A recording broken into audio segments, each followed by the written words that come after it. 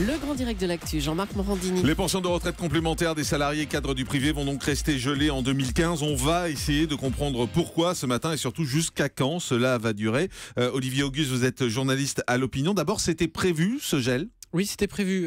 Les retraites complémentaires sont gérées ensemble par les chefs d'entreprise, le patronat et les syndicats. Ils ont signé un accord en 2013 parce que tout simplement, on sait qu'on va manquer d'argent dans les années qui viennent. Alors, ils sont déjà en train d'en rediscuter parce que l'accord de 2013 n'est pas suffisant, mais ils avaient pris quand même des premières mesures pour essayer d'économiser un peu. Toute une panoplie de mesures, dont cette idée de revaloriser les retraites un point en dessous de l'inflation. Jusqu'ici, pendant des années, on préservait le pouvoir d'achat des retraités en augmentant leur retraite du même montant que l'inflation. Là, ils ont dit il faut qu'on économise, donc on va accepter une perte de pouvoir d'achat pour les retraités qui sera de 1% chaque année. Mais alors qu'on cotise tous pour les retraites, expliquez-nous pourquoi aujourd'hui on manque d'argent. Parce qu'on paye, nous, pour les retraites. On paye chaque jour, chaque mois.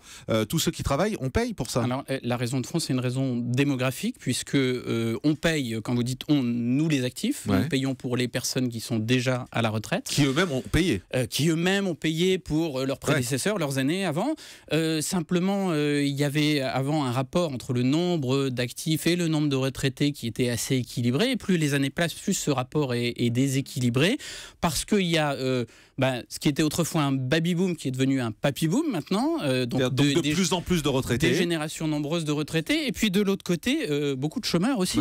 Donc moins de cotisants. Et de plus en plus de retraités qui vivent de plus en plus longtemps. On entendait dans le coin derrière tout à l'heure un auditeur qui disait avec humour c'est l'euthanasie bientôt pour nous parce qu'on n'a plus de quoi nous donner de l'argent.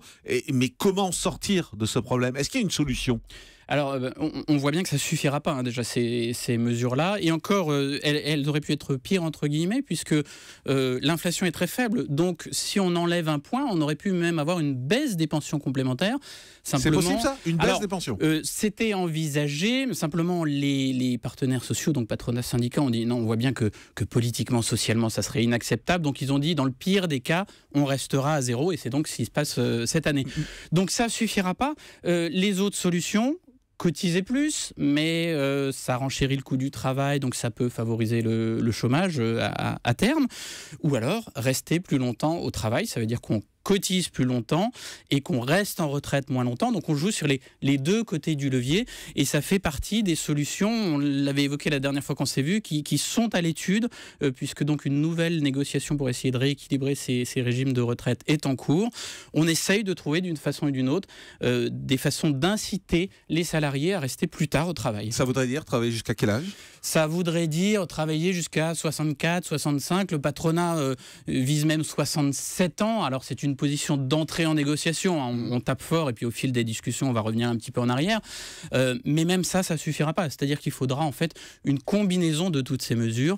Travailler un peu plus tard, gagner un petit peu moins quand on sera en retraite et puis peut-être cotiser un petit peu plus. Il faudra un mix de tout ça pour arriver à rééquilibrer les comptes. Mais on l'entend souvent sur cette antenne avec les témoignages des auditeurs. Il y a beaucoup de gens qui gagnent des petites retraites. C'est terrible pour eux que ce soit gelé. Alors deux choses. Oui, il y a des gens qui gagnent des petites retraites. Deuxièmement, statistiquement, les retraités n'ont jamais eu un niveau de vie aussi élevé que maintenant, il faut le dire.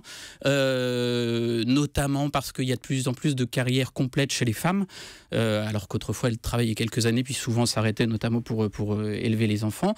Mais effectivement, on sait que c'est inéluctable. Dans les années qui viennent, le montant des pensions va baisser petit à petit. Alors, c'est pour ça qu'il faut s'y préparer, en tout cas. Le montant, vous nous dites ce matin, le montant va baisser petit à petit dans les années qui viennent. C'est inéluctable, ne serait-ce que parce que si on recule l'âge de la retraite, certains n'iront pas jusqu'au bout, diront moi je peux pas aller jusque-là, je suis trop fatigué, j'en ai ras-le-bol, donc j'accepte de partir avant, quitte à gagner moins quand je serai en retraite. Donc il faut trouver des solutions pour compléter le montant des retraites. C'est pour ça que nous, l'Opinion quotidien qui se revendique libérale, on prône pour un complément par retraite par capitalisation, c'est-à-dire épargner, mettre de l'argent de côté pour le récupérer à titre privé en fait. À titre privé, individuellement pour s'en servir une fois qu'on arrive à la retraite. C'est une des solutions possibles. Et est-ce que vous pensez que les actifs vont payer de plus en plus pour la retraite également ? Oui, enfin les taux de cotisation finiront par augmenter. Les taux de cotisation ont déjà été relevés beaucoup au fil des ans, dans le privé, dans le public. Simplement, je crois que tout le monde a un petit peu conscience qu'on arrive un peu à un maximum. D'abord parce qu'il y a un ras-le-bol, on a beaucoup parlé du ras-le-bol des impôts, ça en fait partie. Et puis parce que Voilà, il y a un moment, on est en concurrence avec d'autres pays qui, eux, ont des taux de cotisation inférieurs et que si on poursuit sans limite cette hausse des cotisations, ça posera de vrais problèmes sur le chômage. Et malgré tout, l'avenir, si je vous ai bien compris, c'est payer de plus en plus pour toucher de moins en moins. Et partir plus tard en retraite. Super. Merci Olivier Auguste, journaliste à l'Opinion, d'avoir été en direct avec nous. Dans un instant, le dernier mot de l'actu.